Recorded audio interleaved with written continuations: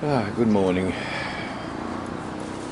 don't know, it's maybe 6 o'clock in the morning, but anyway. Nice to have a bit of a tidy up just before it got dark. Well, I say tidy up, it just means moving stuff around a bit. But yesterday,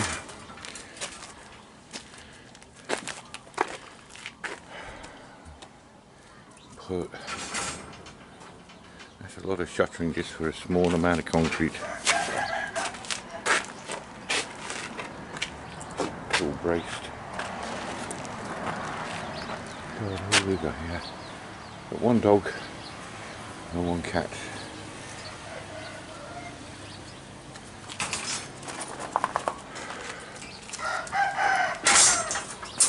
There it is. So I need to take that box down and do the same for there.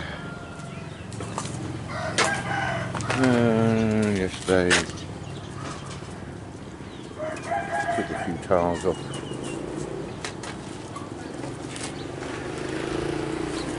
But anyway.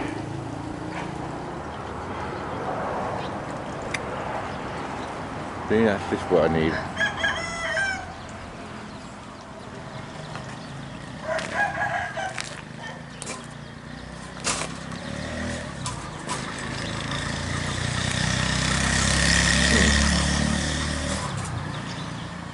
Cat wants to play.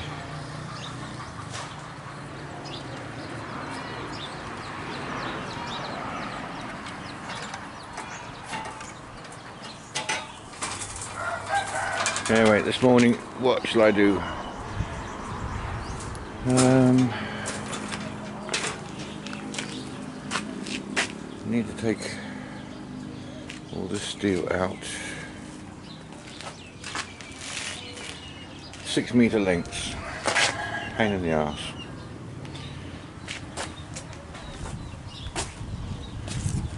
These ones here will become part of my scaffolding, even though they're the same as purlins and the ridge up there. These two I bought to make a table saw, but again, another little project that may or may never happen. And of course, these are battens for the roof tiles. And now I regret buying so many at one time, because I end up moving them around 2 or 3 times and they take up space.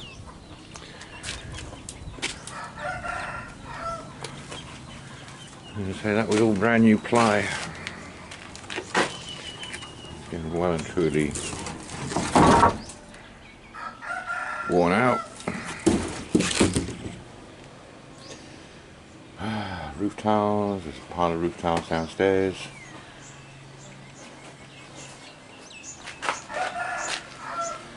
At least, say we have chippings or stone up here, we have sand, and a pile of cement, so don't need to bring any more of that stuff up. And probably about 200 Itcoon concrete blocks. And yep. And so these things I bought day one from Global, and I thought they were just cheap copy stuff from China, but they've done pretty well. It's almost on its maximum adjustments, you can see there. And oops, there's a whopping big chunk out the jaws, which happened, I don't know, probably 2 months ago. But there's a lot of slop in on the bearings, and like I said, it's on almost maximum adjustment. I need to try and get that gap closed up a little bit for cutting the small stuff, but I'll be honest, I think they were under 2,000 baht, which back then was 40 quid. And for the amount of discs I would have gone through, yeah. And never mind discs, a Dragon power line, you know, an extension lead around. But so I've lost one nut off there. But yeah, they can cut 1/2 inch steel. Yeah, happy I bought those. There's a few other bits and pieces which could have been better.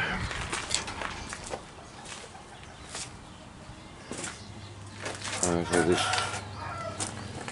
jig, yet again from day one, has actually stood up pretty well. The only modification I've ever had to make to it is just a piece of vinyl, and the reason is when you put steel in there, it just lifts it up at that fraction in there, so that the bars can grab it fully. Now, when we were talking about bars, so you can see the depth of jaw there, but where are we? You can see it's got a fracture line. Oop. Been a lot of abuse, but it's holding up. This end, which is meant for 1/2 inch, is well and truly goosed. And I have thought about adding a bit of steel, a bit of metal to it, but too late now, to be honest. There is another one of these, which is, I can't really see. Oh, and by the way, it was me that put the orange paint on so that I actually can find these things.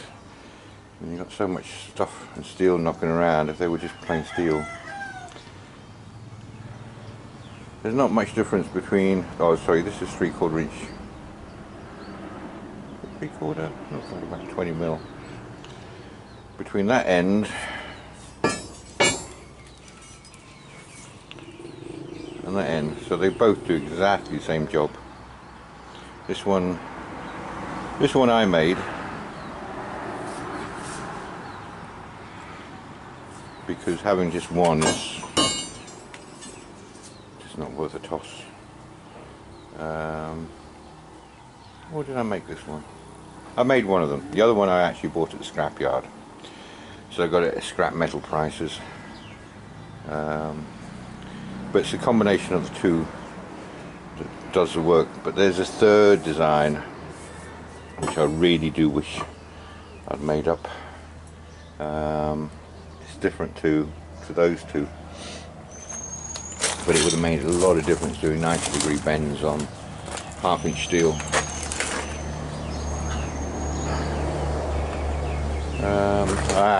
Here we are. Like I say, this one doesn't have your orange paint because it's a piece of crap.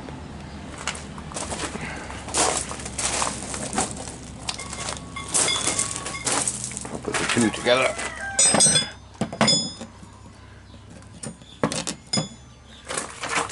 So you can see there,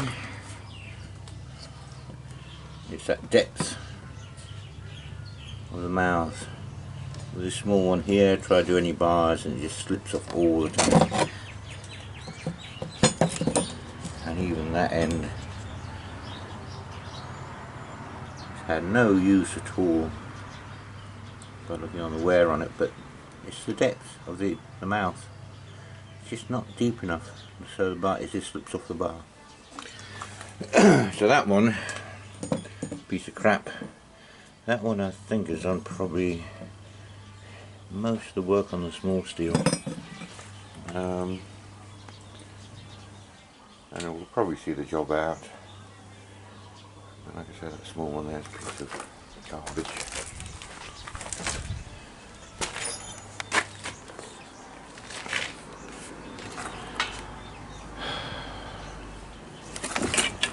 Hitachi. I'm not a big fan of this drill.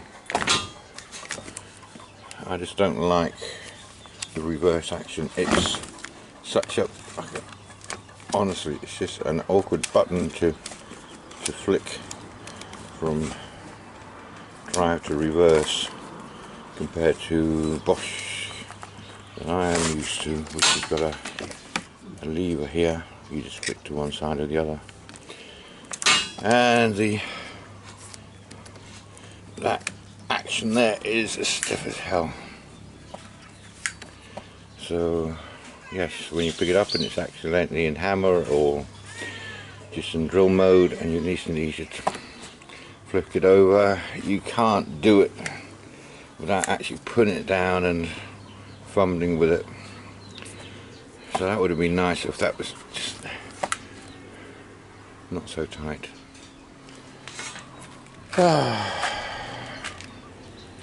Anyway, we're back on Red Poon. Giving up on the blue.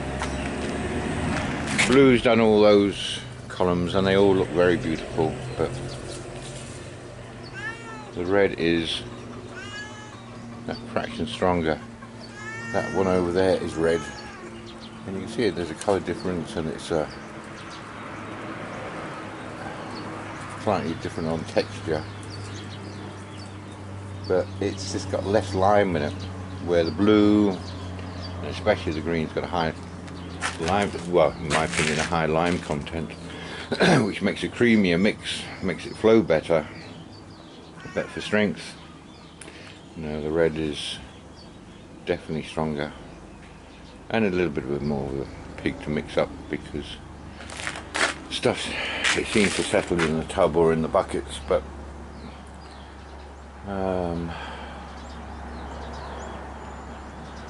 yep.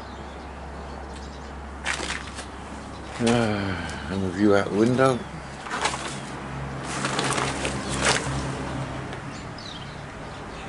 This field here, as far as I know, is just never really done anything. Oh, they've never done anything, and it's massive.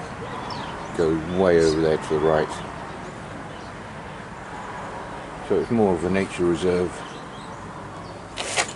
And I think it was about a year ago, the lady who owns it, she put the fence in, which is barbed wire, which I can understand if she was going to put cattle in there, but nothing's happened. And also she's only fenced off parts of it.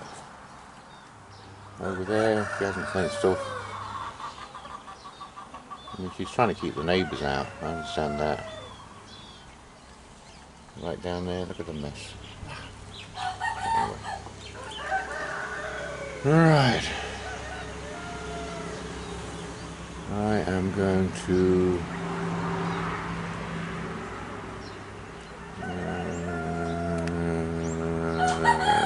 that there. That shrinkage,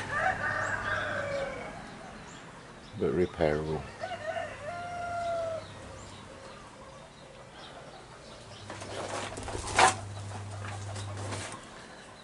And getting back to all that lot.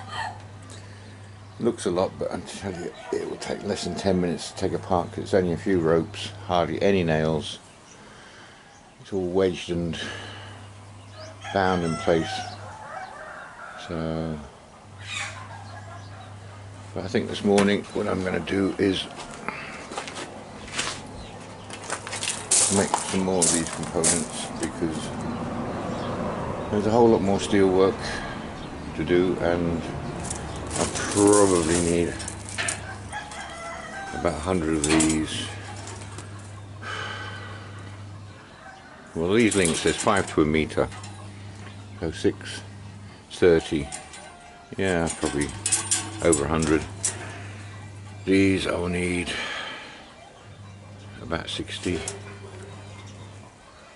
that's all that's left from the scrapyard of those other ones. Like I said, I've managed to get 2 out of 1, well, 2 small ones from these longer ones, with a little bit of steel left over, which will do for a pin, because